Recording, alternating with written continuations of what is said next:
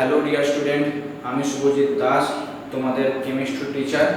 আজকে আবার চলে এসেছি কেমিক্যাল বন্ডিংয়ের উপর কয়েকটি প্রশ্ন নিয়ে।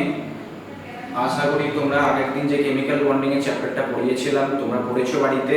তো আজকে কয়েকটা কোশ্চেন অ্যান্সার সলভ করো, তাহলে আরও ভালো কনসেপ্ট তোমাদের বিল্ড হবে। তো প্রথমেই দেখো কয়েকটা কোশ্চেনের ফার্স্ট কোশ্চেনটা কি বলছে পড়ো। নিচের কোনটি জলে দ্রবীভূত হয়? চারটে অপশান আছে। প্রথমটা CH2, সেকেন্ডটা C2H5OH যাকে বলা হয় ইথানল, সি হচ্ছে CCl4 কার্বন টেট্রাক্লোরাইড, আর ডি হচ্ছে CHCl3। ঠিক আছে, এর নাম হচ্ছে ক্লোরোফর্ম। তো প্রথমে আগে ভিডিওটা পজ করে তোমরা চেষ্টা করো যে কি হতে পারে সম্ভাব্য অ্যান্সার। যদি না পারো তাহলে আমি বলে দিচ্ছি। তো দেখো, প্রথম আগের দিন যেটা বলেছিলাম কেমিক্যাল বন্ডিং পড়াতে গিয়ে একটা হাইড্রোজেন বন্ডিং বলে একটা জিনিস পড়িয়েছিলাম আমি তোমাদের। হাইড্রোজেন বন্ডিং এর কিভাবে কখন ফর্ম হয় তোমাদের বলেছিলাম। কয়েকটা ক্রাইটেরিয়া থাকে হাইড্রোজেন বন্ডিং ফর্ম হওয়ার জন্য। প্রথম ক্রাইটেরিয়া কি হবে? হাইড্রোজেন বন্ডিং এ নিশ্চয়ই হাইড্রোজেন থাকবে, এটা তো বুঝতেই পারছো। তো সেই হাইড্রোজেনটা তীব্র তড়িৎ ঋণাত্মক পরমাণুর সঙ্গে যুক্ত থাকতে হবে। এটা হচ্ছে ফার্স্ট ক্রাইটেরিয়া। তীব্র তড়িৎ ঋণাত্মক পরমাণুগুলো কোনগুলো? যেগুলো হচ্ছে পিরিয়ডিক টেবিলের একদম ডান দিকে অবস্থান করছে, মানে ইনার্ট গ্যাস ছাড়া যেগুলো ডান দিকে অবস্থান করছে, যেগুলো হচ্ছে অক্সিজেন, নাইট্রোজেন, ফ্লুরিন, ক্লোরিন। এগুলো হচ্ছে তীব্র তড়িৎ ঋণাত্মক পরমাণু। তো প্রথম ক্রাইটেরিয়া হচ্ছে হাইড্রোজেনকে এই সমস্ত পরমাণুর সাথে যুক্ত থাকতে হবে। আর সেকেন্ড, যার সাথে হাইড্রোজেন বন্ডিংটা ফর্ম করবে হাইড্রোজেন, তাকেও তীব্র তড়িৎ ঋণাত্মক পরমাণু হতে হবে। তো এইবারে এখানে বলো যে কোনটা হতে পারে। এটা তো হবে না, কারণ এটা তো হবেই না, এটা তো হবেই না, কারণ এখানে কোনো হাইড্রোজেনই নেই, সেটা দাও। এটাও হবে না। প্রথম হচ্ছে এইটা দেখো, তো হবে এই দুটার মধ্যে। তো প্রথমটা C2H5OH নিচ্ছি। দেখো C2H5OH ইথানলের স্ট্রাকচার। কার সাথে হাইড্রোজেন বন্ডিং করবে? জলের সাথে। জলের সংকেত কি? H2O।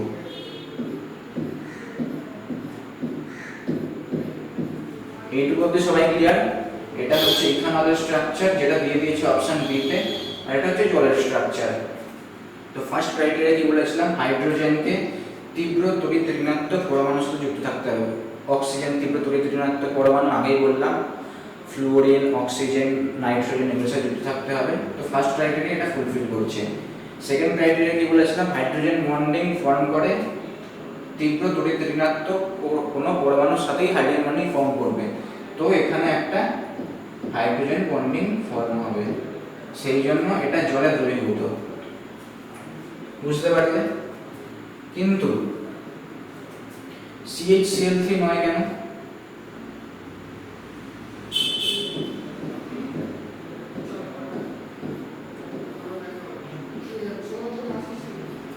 কারণ CHCl3 নয় কেন? এটা যেমন হাইড্রোজেনটা অক্সিজেনের সঙ্গে যুক্ত, কিন্তু এই হাইড্রোজেনটা দেখো কার্বনের সাথে যুক্ত। কার্বন কিন্তু তীব্র তড়িৎ ঋণাত্মক পরমাণু নয়, সেই জন্য এইটা H2 এর সঙ্গে কোনো হাইড্রোজেন বন্ডিং ফরমেশনে যাবে না। তো সেই জন্য এটাও অ্যান্সার হবে না। তো অ্যান্সার হবে C2H5OH, যাকে বলা, যার রাসায়নিক নাম ইথানল। বুঝলে?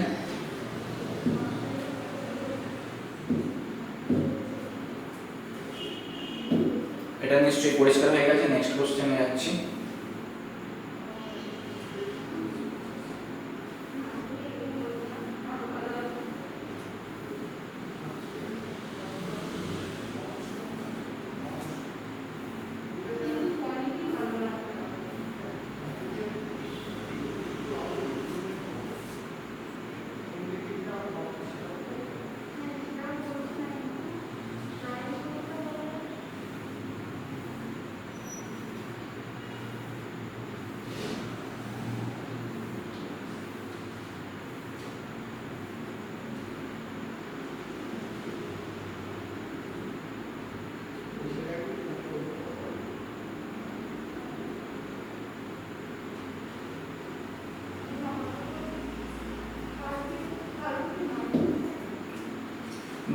দেখো কি লেখা, নিচের অণুগুলির মধ্যে কোনটির দুটি পাশাপাশি কার্বন পরমাণুর মধ্যে বন্ধন দূরত্ব সবচেয়ে বেশি?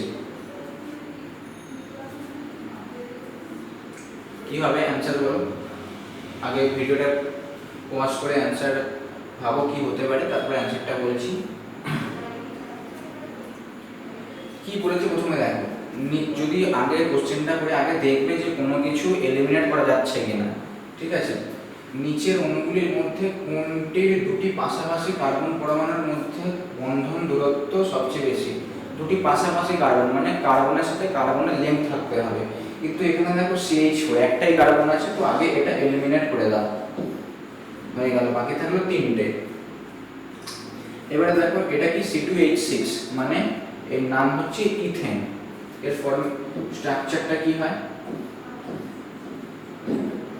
CH3 সিঙ্গেল বন্ড CH3, একদম ইজি স্ট্রাকচারের। এইটা কি, এটার নাম হচ্ছে ইথিন মানে এখানে ডবল বন্ড আছে, স্ট্রাকচার কি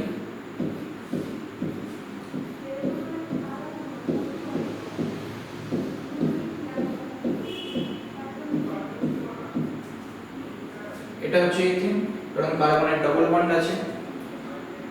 আর এটা কি, আমি সরে যাচ্ছি, এটা হচ্ছে বেনজিন, বেনজিনের স্ট্রাকচার কি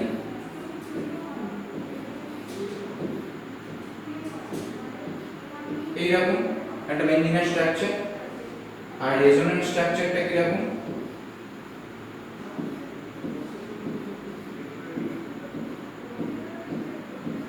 এই সবগুলোতে কার্বন কার্বন থাকে, আমি আর দেখালাম না। আগে একটা জিনিস মনে রাখো, ধরো তুমি আর তোমার বন্ধু আছে দুটো প্রান্তে, ঠিক আছে, দুজনকে একটা ছেলে নিজের দিকে টানছে, মানে দু হাত ছড়িয়ে নিজের দিকে টানছে।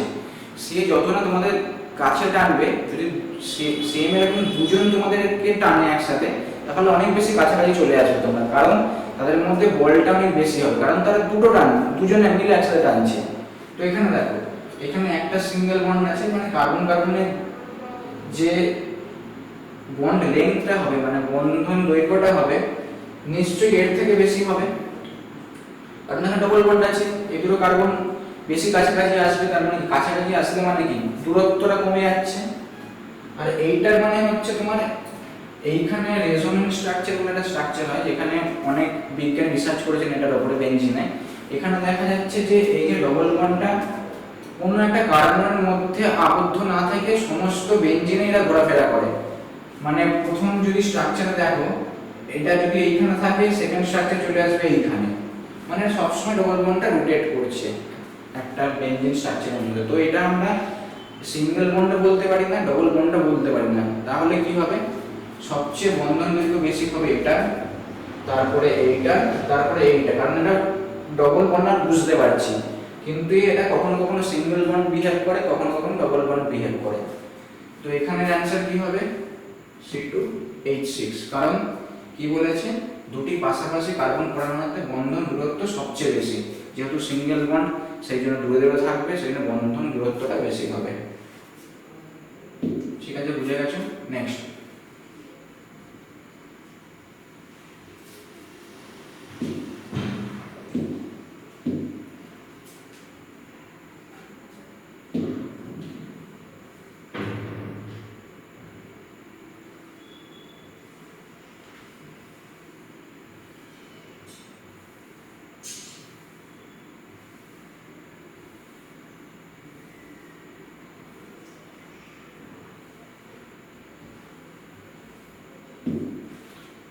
নেক্সট দেখো কি বলছে,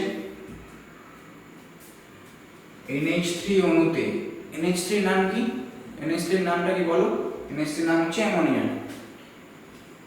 NH3 অণুতে কয়টি নিঃসঙ্গ ইলেকট্রন জোড় আছে? নিঃসঙ্গ ইলেকট্রন জোড় মানে লোন পেয়ার, মানে তাদের কোনো সঙ্গী নেই, তারা একা একাই থাকে, এরকম একটা ব্যাপার স্যাপার। নিঃসঙ্গ মানে তাদের কোনো এখনো সঙ্গী পায়নি তারা, মানে তারা কোনো বন্ড ফরমেশনে যায়নি। অ্যামোনিয়ায় এরকম কতগুলো নিঃসঙ্গ ইলেকট্রন জোড় দেখতে পাওয়া যায়? আগে বলো যে পিরিয়ড টেবিলে হিসাবে নাইট্রোজেনের কতগুলো ইলেকট্রন থাকার কথা, মানে কতগুলো ইলেকট্রন নাইট্রোজেনে থাকতে পারে। তো নাইট্রোজেনে দেখবে যদি পিরিয়ড টেবিলটা খোলো, নাইট্রোজেনের অ্যাটমিক নাম্বার হচ্ছে 7। নাইট্রোজেনকে n দিয়ে ডিনোট করে সবাই জানো, নাইট্রোজেনের অ্যাটমিক নাম্বার 7।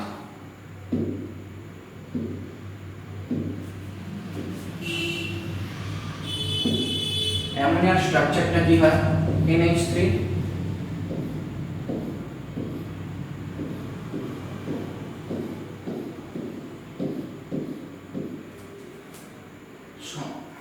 রাসায়নিক বন্ধনের যে আমি চ্যাপ্টারটা পড়িয়েছিলাম সেখানে সমযোজী বন্ধন বলে একটা কনসেপ্ট ছিল, তোমরা নিশ্চয়ই শুনেছো কনসেপ্টটা। তো এইখানে অ্যামোনিয়া হচ্ছে সমযোজী বন্ধন দ্বারা যুক্ত থাকে। তো এখানে দেখো নাইট্রোজেনের 7 বলেছিলাম, ভাঙে কিভাবে? 2 5, মানে কে কক্ষে 2টো ইলেকট্রন, এল কক্ষে 5টা ইলেকট্রন, ঠিক আছে একদম। তো এইখানে দেখো এখানে তো 3টে ইলেকট্রন, বুঝতেই পারছো যে 3টে ইলেকট্রন এই হাইড্রোজেনের সাথে বন্ড করছে। তা বাকি কি রইলো? যদি 5 থেকে 3 মাইনাসে কটা থাকে? 2টো। তো এই 2টো হচ্ছে তোমার লোন পেয়ার বা নিঃসঙ্গ ইলেকট্রন জোড় হিসেবে কাজ করে। তো এটার অ্যান্সার কি হবে? কটা ইলেকট্রন জোড় আছে বলেছি, কিন্তু তবে কটা ইলেকট্রন জোড় আছে? একটা, ঠিক আছে। যদি এরকম 4টে ইলেকট্রন থাকতো তাহলে দুটো পেয়ার হতো। পেয়ার মানে কি? দুটো একসাথে, তাকে পেয়ার বলে। এখানে একটাই আছে, তাহলে তো অ্যান্সার হবে অপশন এ।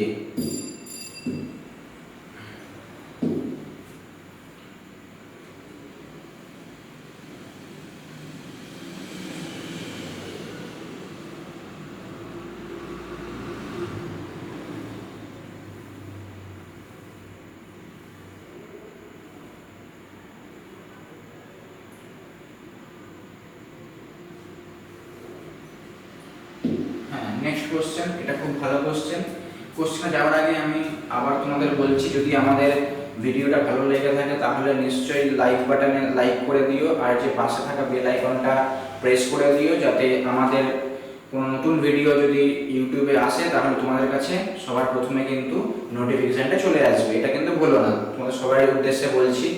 এখন করোনার পরিস্থিতিতে তোমরা সবাই অনলাইনে প্রিপারেশন নিচ্ছ, আর আমরা তোমাদের অনলাইনে বেস্ট অফ বেস্ট ক্লাসগুলো করাচ্ছি। তো আমাদের সঙ্গে থাকো, নিশ্চয়ই তোমরা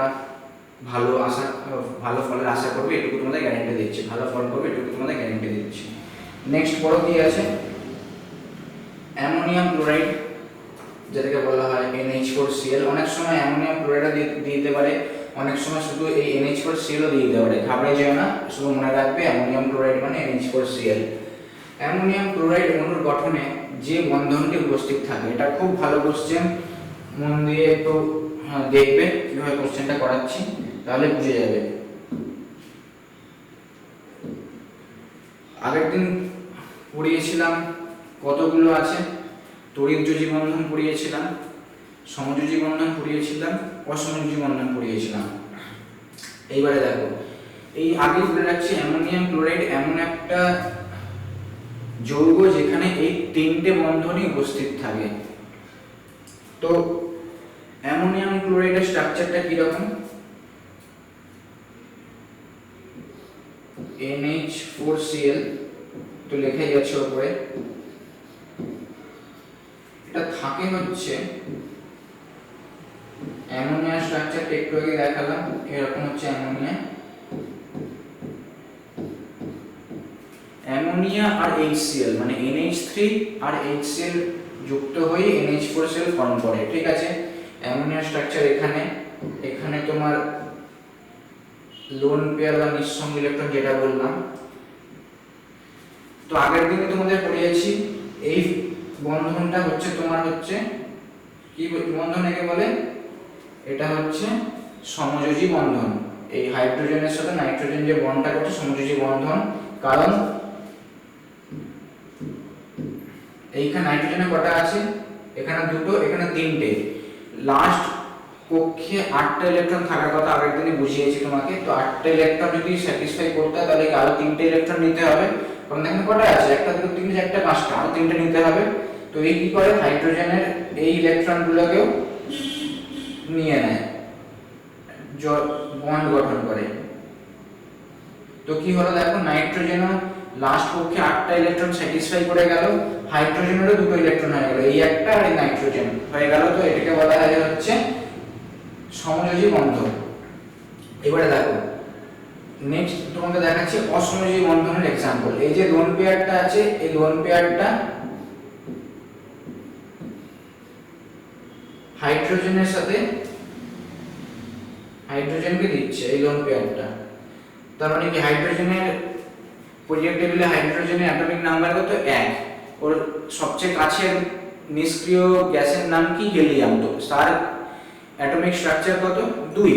তার মানে কি যদি এই দুটো ইলেকট্রন নিয়ে না, তাহলে এই হিলিয়ামের ইলেকট্রন বিন্যাস লাভ করে গেল, মানে এর এখন দুটো হয়ে গেল, ঠিক আছে। তো এটা কি ফর্ম হলো, এটা হচ্ছে তোমার অসমযোজী বন্ধনের একটা উদাহরণ হয়ে গেল HCl।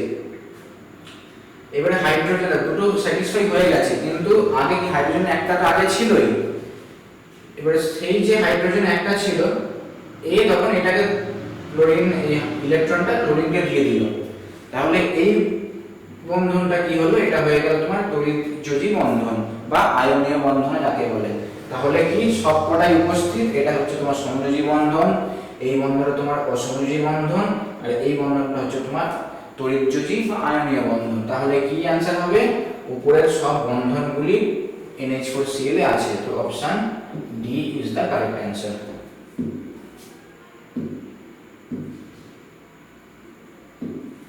বুঝলে নিশ্চয়ই, আশা করি এটা বুঝতে পারলে। নেক্সট কোশ্চেনে চলো।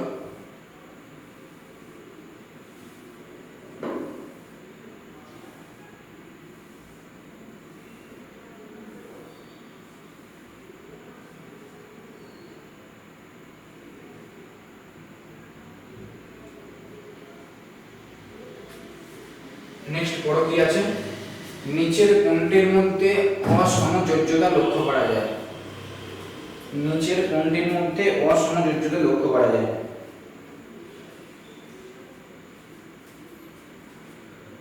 কোনটির মধ্যে দেখে বুঝতে পারছো,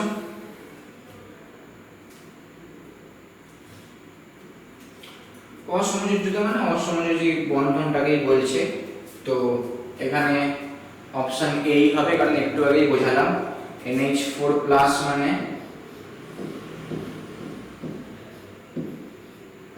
NH3 আর H, এই দুটো নিয়ে NH4+ হবে, মানে H+ যাকে বলছি। তো নাইট্রোজেনের যে দুটো লোন পেয়ার আছে, সেই দুটো লোন পেয়ার হাইড্রোজেনকে দেবে, তো একটা অসমযোজী বন্ধন তৈরি করবে, তো তাকেই অসমযোজ্যতা বলা হচ্ছে। তো এখানে option A is the correct answer, বাকিগুলো কোনোটাই হবে না কিন্তু। বুঝতে পেরেছো?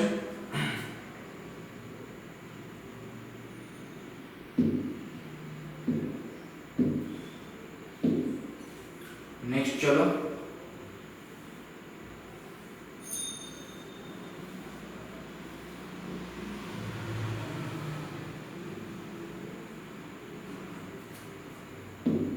নেক্সট কি বলেছে পড়ো।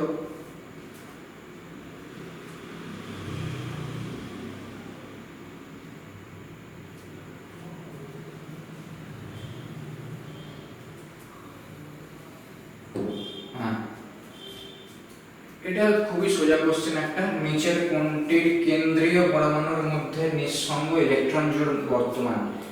কেন্দ্রীয় পরমাণু বলছে, এখানে আগে তোমার চিন্তা হবে কেন্দ্রীয় পরমাণু কোনটি, যেমন CH4 মিথেনের কেন্দ্রীয় পরমাণু হচ্ছে এইটা, CCl4 এর কেন্দ্রীয় পরমাণু, কার্বন টেট্রাক্লোরাইডের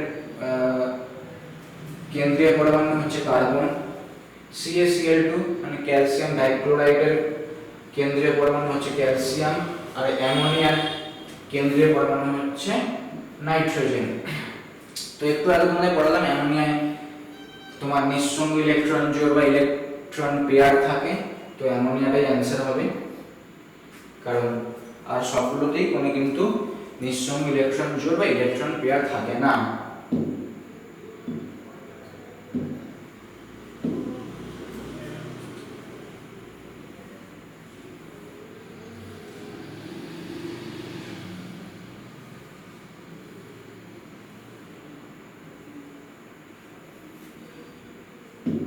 নেক্সট কি বলছে দেখো, একটি H2O অণু সর্বাধিক কয়টি হাইড্রোজেন বন্ধন গঠনে অংশ নিতে পারে?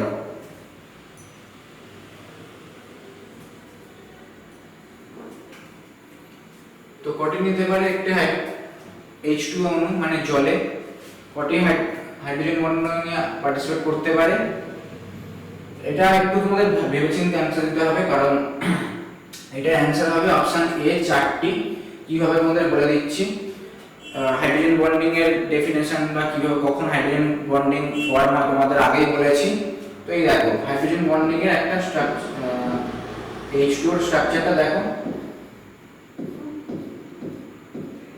এটা হচ্ছে H2O স্ট্রাকচার, একদম ঠিক। তো এইখানে কি করে, অক্সিজেনের লোন পেয়ার হচ্ছে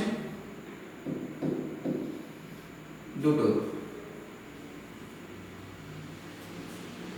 হ্যাঁ এখানে আরেকটা জলের অণু,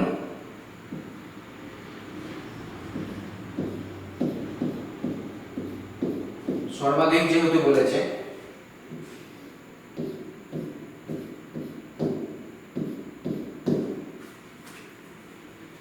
তো কি দেখো এই হাইড্রোজেনটা কার সাথে যুক্ত আছে, অক্সিজেনের সাথে।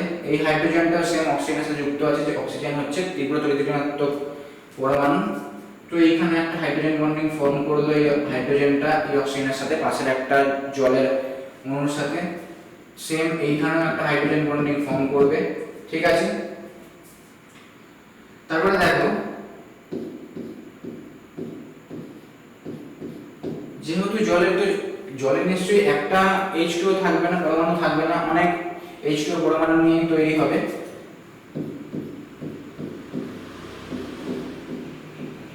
আবার এইখানে দেখো এখানেও কিন্তু হাইড্রোজেন সেম কন্ডিশন স্যাটিসফাই করছে, এই হাইড্রোজেনটা কিন্তু অক্সিজেনের সাথে যুক্ত আছে, তাহলে এও কিন্তু তোমার হাইড্রোজেন বন্ডিং ফর্ম করবে এর সাথে, সেম এখানে। তাহলে কটা হলো, একটা, দুটো, তিনটে, চারটে। তো সেই জন্য সর্বাধিক কয়টি হাইড্রোজেন বন্ধনী হতে পারে, সেটা হচ্ছে 4টে। তো answer, right answer is the option number A, 4টে।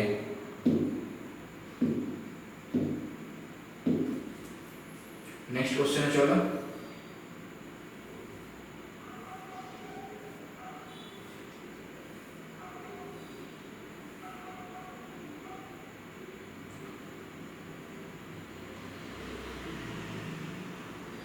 এখানে দুটো কোশ্চেন একসাথে আছে।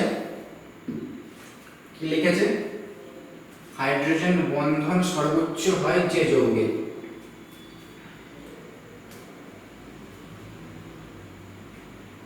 হ্যাঁ, তো হাইড্রোজেন বন্ধন সর্বোচ্চ হয় যে যৌগে, কোন যৌগটা বলো? এটা খুব ইজি কোশ্চেন।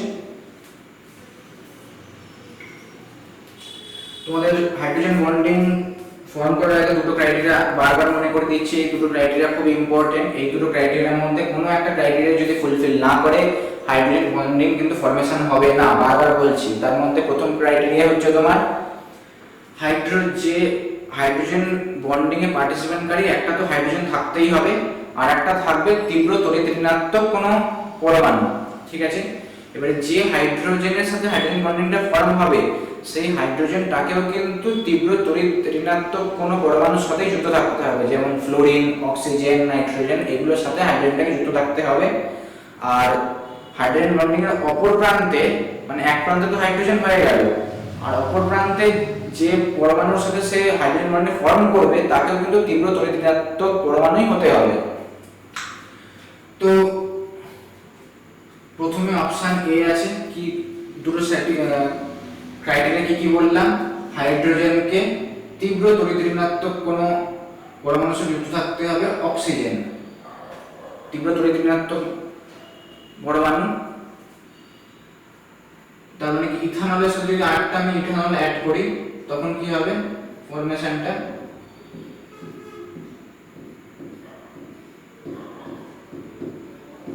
ইথানলের স্ট্রাকচার C2H5OH একটু রিঅ্যারেঞ্জ করে লিখলাম। তো এখানে হাইড্রোজেন বন্ডিংটা স্যাটিসফাই হচ্ছে, ঠিক আছে। তার মানে অপশন এটা হতে পারে আমাদের। অপশন বি তে যাচ্ছি। অপশন বি তে দেখো এখানে হাইড্রোজেন আছে ঠিকই, এখানে হাইড্রোজেন আছে ঠিকই, কিন্তু এই হাইড্রোজেনটা কার সাথে যুক্ত? এই হাইড্রোজেনটা কার্বনের সাথে যুক্ত, কারণ C2H5OH এ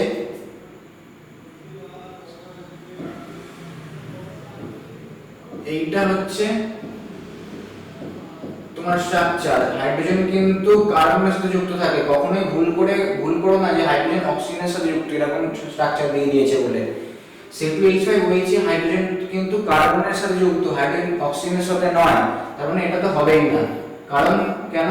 হাইড্রোজেনটা কোনো তীব্র তড়িৎ ঋণাত্মক পরমাণুর সাথে যুক্ত নেই, এটা এলিমিনেট হয়ে গেল। নেক্সট কি আছে? এটারও সেম C2H5Cl, তো এটা তোমাদের দেখিয়ে দিচ্ছি।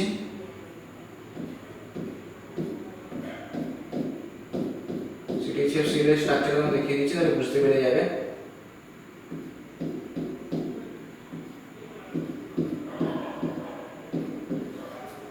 এটা তোমাদের হচ্ছে C2H5Cl এর স্ট্রাকচার। এখানে দেখো হাইড্রোজেন গুলো কার্বনের সাথে কিন্তু যুক্ত, ক্লোরিনের সাথে যুক্ত নয়। ক্লোরিনের সাথে যুক্ত হলে তাহলে আমরা এগোতে পারতাম, কিন্তু কার্বন কোনো তীব্র তড়িৎ ঋণাত্মক পরমাণু নয়, তো এটাও হবে না, এটাও ক্যান্সেল করে দিচ্ছি। বাকি কি রইল? C2H5NH, এটা হতে পারে কারণ এই হাইড্রোজেনটা নাইট্রোজেনের সাথে যুক্ত থাকে। এবারে দেখো এবারে বলো যে অক্সিজেন আর নাইট্রোজেনের মধ্যে কে অধিক তড়িৎ ঋণাত্মক পরমাণু? আমি আগেই বলেছিলাম পিরিয়ডিক পড়ানোর সময় বাঁ দিক থেকে ডান দিকে গেলে তড়িৎ ঋণাত্মকতা বাড়ে। তো পিরিয়ড টেবিল অনুযায়ী নাইট্রোজেনের পরে আসে অক্সিজেন, তো যেহেতু অক্সিজেন পরে আসে তো অক্সিজেনের তড়িৎ ঋণাত্মকতা নাইট্রোজেনের থেকে বেশি। সেই জন্য হাইড্রোজেন বন্ডিং সর্বোচ্চ হয় যে যৌগে, সেটা হবে C2H5OH ইথানলে, কারণ এই হাইড্রোজেনটা অক্সিজেনের সাথে ডাইরেক্ট লিংক আছে আর এই হাইড্রোজেনটা নাইট্রোজেনের সাথে লিংক আছে। যেহেতু তড়িৎ ঋণাত্মকতা অনুযায়ী অক্সিজেনের তড়িৎ ঋণাত্মকতা নাইট্রোজেনের থেকে বেশি, সেই জন্য এই যে হাইড্রোজেন বন্ডিংটা ফর্ম করবে, এই হাইড্রোজেন বন্ডিং এর পাওয়ারটা অনেক বেশি হবে C2H5(NH) এর থেকে। এটা তাহলে option number A is the correct answer. Next দেখো কি বলেছে, তীব্র হাইড্রোজেন বন্ধনটি হলো সেম অ্যানসার, মানে সেম লজিকের অ্যানসার, সেম অ্যানসার না, সেম লজিকের অ্যানসার। দেখো কি বলেছে,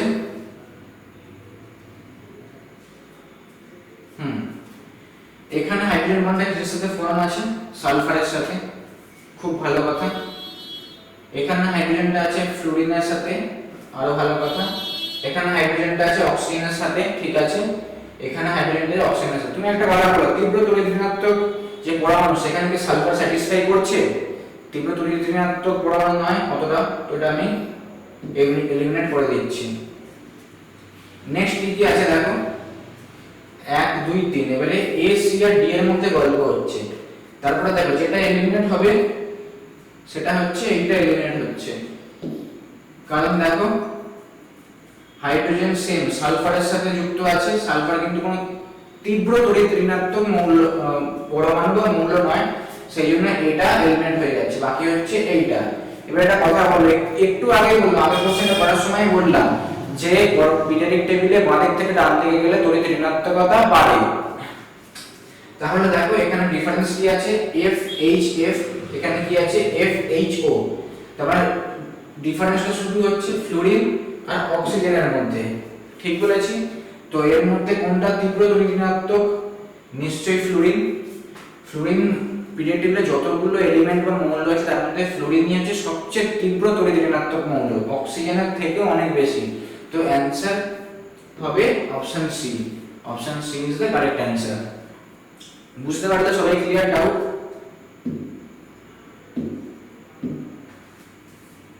নেক্সট কোশ্চেনে চলো।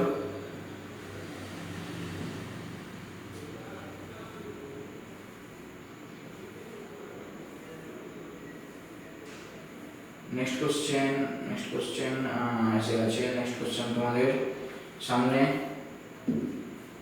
আমি আবার বলেছি, আমরা সবাই যারা এই স্টুডেন্ট ক্লাসে করাচ্ছি, খুব খেটে তোমাদের জন্য ক্লাসগুলো আনছি। তো তোমরা প্লিজ লাইক আর শেয়ার করে দাও, যত সম্ভব তোমাদের বন্ধুদের সাথে শেয়ার করবে, আমাদেরই ভালো লাগবে। তো তোমরা প্লিজ সেটা করো, তোমরা তোমাদের কাজ করো, আমরা আমাদের কাজটা যত সম্ভব করেই যাচ্ছি তোমাদেরকে বেস্ট রেজাল্ট দেওয়ার জন্য। তো আশা করি তোমরা সবাই ভালো ফল করবে। তো নেক্সট কোশ্চেনে চলো। নেক্সট কোশ্চেনে বলছে নিচের কোনটিতে আয়নীয়, সমযোজী এবং অসমযোজী বন্ধন উপস্থিত? তোমরা বলো কি অ্যান্সার হবে, এক্ষুনি আমি বলেছি একটু আগে। তো এটা বলো কি অ্যান্সার হবে, এটা সবাই পারবে আশা করি, এক্ষুনি বলেছি তোমাদের। বুঝতেই পারছো এটা NH4OH হবে, কারণ NH4Cl এর যেরকম স্ট্রাকচার সেম হচ্ছে NH4OH এর। তো যদি বুঝতে না পারো তাহলে NH4Cl এ তোমাদের পড়িয়ে দিয়েছি যেরকম ভাবে সেম হচ্ছে, এটার অ্যান্সার হবে। তো এটা বেশি আর বললাম না।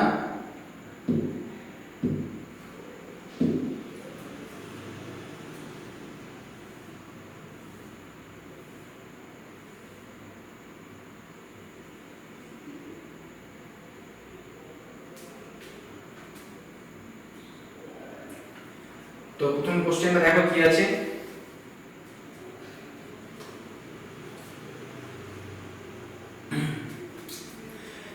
N2 এর বন্ড গঠনে নিযুক্ত মোট ইলেকট্রন সংখ্যা হলো, প্রথমে ডাইনাইট্রোজেনের স্ট্রাকচারটা তোমাকে একটু দেখতে হবে যে ডাইনাইট্রোজেনের স্ট্রাকচারটা কি রকম, তাহলে তুমি বুঝতে পারবে কটা ইলেকট্রন N2 এর বন্ড গঠনে যুক্ত হয়। N2 মানে দুটো নাইট্রোজেন একসাথে মিলিত হলে তাকে বলা হচ্ছে N2। তো এটা বলো কি হবে, ডাইনাইট্রোজেনে কটা থাকবে? হ্যাঁ, ডাইনাইট্রোজেনের স্ট্রাকচারটা এখানে করছি,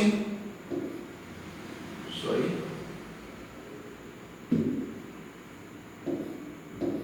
এই একটা নাইট্রোজেন, এই একটা নাইট্রোজেন, ঠিক বলেছি একদম। আচ্ছা অন্য একটা পেজে যাব, আচ্ছা চলো অন্য একটা পেজেই যাই তাহলে সুবিধা হবে।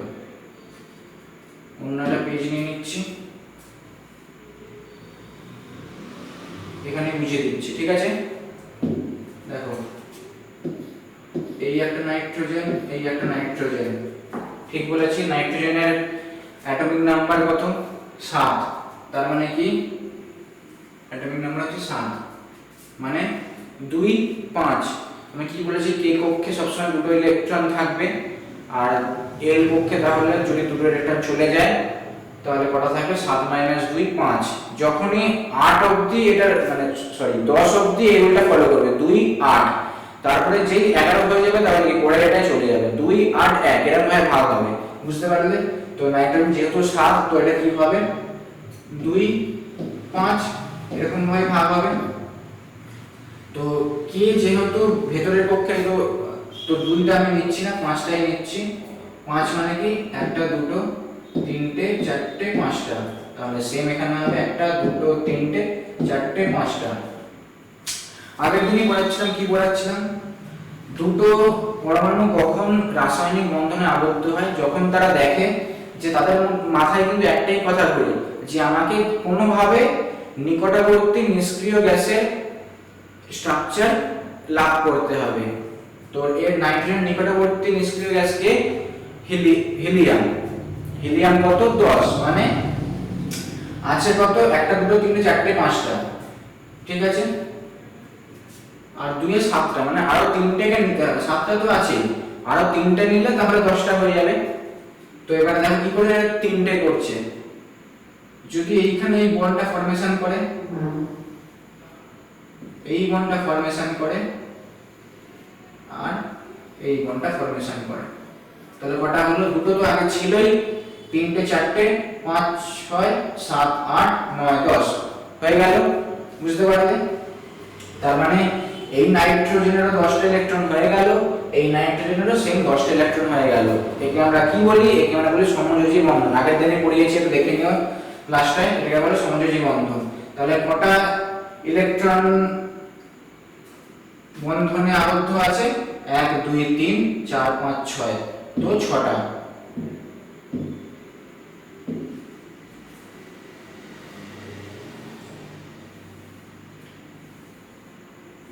তো কি হবে এটার অ্যানসার?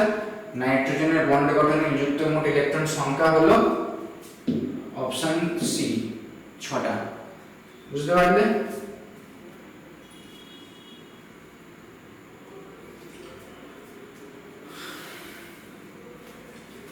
নেক্সট কি বলছে, নিচে কোনটির গঠন সরলরৈখিক মানে সেম প্লেনে আছে? তো এটার অ্যান্সার হবে CO2 কার্বন ডাই অক্সাইড, কারণ বাকিগুলো কখনো সেম প্লেনে মানে সেম সরল রেখা থাকে না। নাইট্রোজেনের যেমন সরল রেখা থাকে না, সালফার ডাই অক্সাইডও সরল রেখা থাকে না, SiO2 সরল রেখা থাকে না। কারণ হচ্ছে এদের লোন পেয়ার একটা জিনিস হয়, লোন পেয়ারের জন্য এটা lone pair bond pair repulsion বলে একটা জিনিস হয়, সেগুলো পরে আসবে। যেহেতু কার্বনে এরকম কোনো লোন পেয়ার নেই, তো সেই জন্য ওখানে কোনো ওরকম রিপালশনের ব্যাপার নেই। তো CO2 দুটো অক্সিজেন একদম সেম প্লেনে থাকে কার্বনের সাথে। নাইট্রোজেনের আছে লোন পেয়ার, সালফারের আছে, সিলিকনের আছে, তো এইগুলো যেহেতু লোন পেয়ার আছে তো এরা রিপালশন করে, তো সেই জন্য কোনো সরল রেখা থাকে না একমাত্র CO2 ছাড়া। তো option A is the correct answer, carbon ডাই অক্সাইড বা CO2। তো বাকিগুলোর নাম বলতে পারবে কি কি নাম হবে? অপশন বি যেমন NO2 মানে nitrogen die oxide, SO2 sulphur die oxide, আর SiO2 সিলিকন ডাই অক্সাইড। তো বুঝতে পারলে এটার অ্যান্সার খুবই সহজ, এটা হচ্ছে CO2, option A is the correct answer.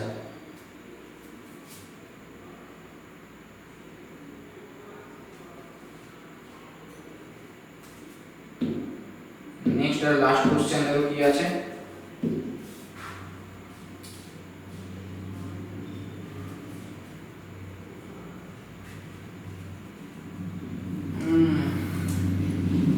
Hydrogen বন্ধন দেখা যায় যে যৌগে, চারটে অপশন আছে। এটা তোমাদের হোমওয়ার্ক থাকলো, এক্ষুনি বলে দিলাম কখন হাইড্রোজেন বন্ডিং ফর্ম হয়, মানে কোন ক্রাইটেরিয়া স্যাটিসফাই করলে হাইড্রোজেন বন্ডিং ফর্ম হয়। তোমাদের শুধু আমি স্ট্রাকচারগুলো বলে দিতে পারি, ক্লোরাল হাইড্রেট, অর্থোক্লোরোফেনল, ফর্মিক অ্যাসিড, এই তিনটের আমি স্ট্রাকচার বলে দিচ্ছি। তোমরা শুধু একটু দেখেন, এটা শুধু বাড়িতে প্র্যাকটিস করো যে কিভাবে হয়। ফার্স্টে হচ্ছে ক্লোরাল হাইড্রেট, ক্লোরাল হাইড্রেটের সংকেত হচ্ছে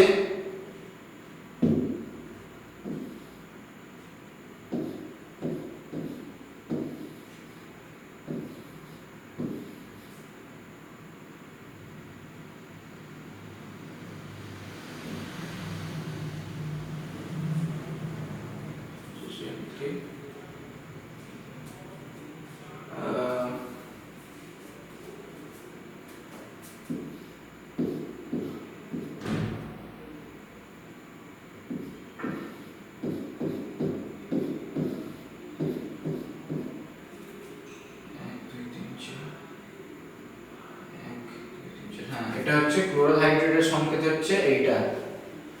অর্থোক্লোরোফেনল এর স্ট্রাকচার হচ্ছে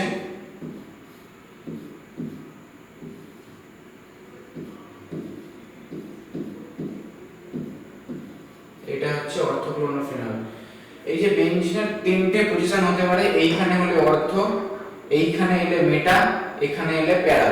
তো তোমাদের যেহেতু অর্থ বলেছে তো এইখানেই হবে অর্থোক্লোরোফেনল এটা স্ট্রাকচার।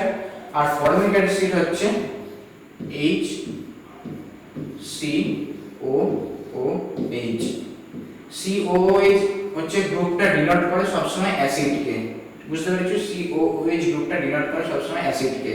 তো এটা তিনটে স্ট্রাকচার আমি বলে দিলাম। তো তোমরা বাড়িতে প্র্যাকটিস করো, নিশ্চয়ই পারবে সবাই। এটা প্র্যাকটিস করলে মানে আরো কনসেপ্টটা ক্লিয়ার হবে। তো এই নিয়ে আজকের সেশনটা শেষ করছি। তো আশা করি তোমাদের ভালো লাগলে নিশ্চয়ই লাইক বাটনটা প্রেস করে দেবে। তো আজকের মতো এই পর্যন্তই, পরের দিন আবার দেখা হবে কোনো একটা নতুন চ্যাপ্টার নিয়ে। তো শুভরাত্রি।